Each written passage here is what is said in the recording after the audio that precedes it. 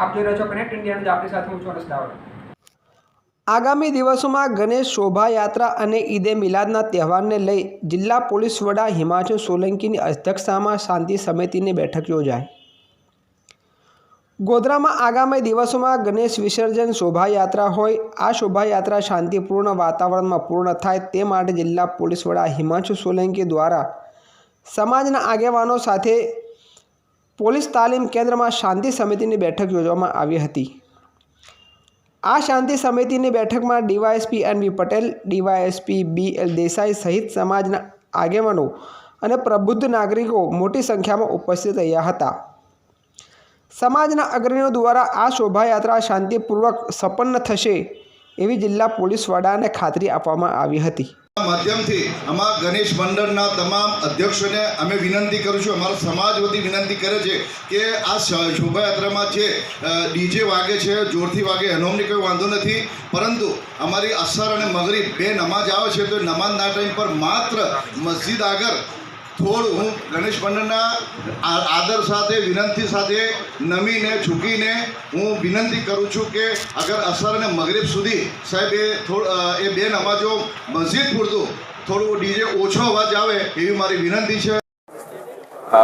આજરોજ ગોધરા હેડક્વાર્ટર ખાતે આગામી 12 તારીખે ગોધરા શહેર ખાતે જે ગણેશ વિસર્જનનો તહેવાર ઉજવવામાં આવનાર છે તથા અન્ય શહેરોમાં કાલોલ હાલોલમાં જે 16 તારીખે ગણેશ વિસર્જનનો તહેવાર ઉજવવામાં આવનાર છે।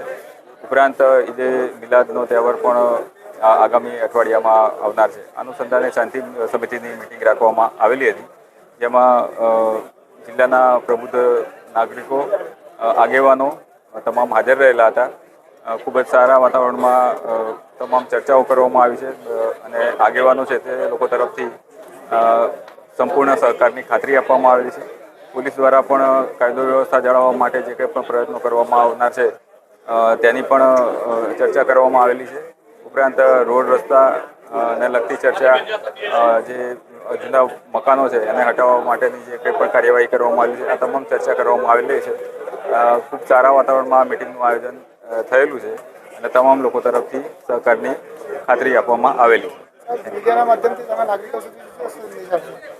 મીડિયાના માધ્યમથી નાગરિકોને એ જ સંદેશ છે કે જે ગોધરા ખાતે જે ગણેશ વિસર્જનનો તહેવાર છે તેમાં મંડળના જે સભ્યો છે એ પોતાના ત્યાંથી જલ્દી નીકળે, થોડા વહેલા નીકળે, જેથી જે મોડું થતું હોય છે એ મોડું ના થાય।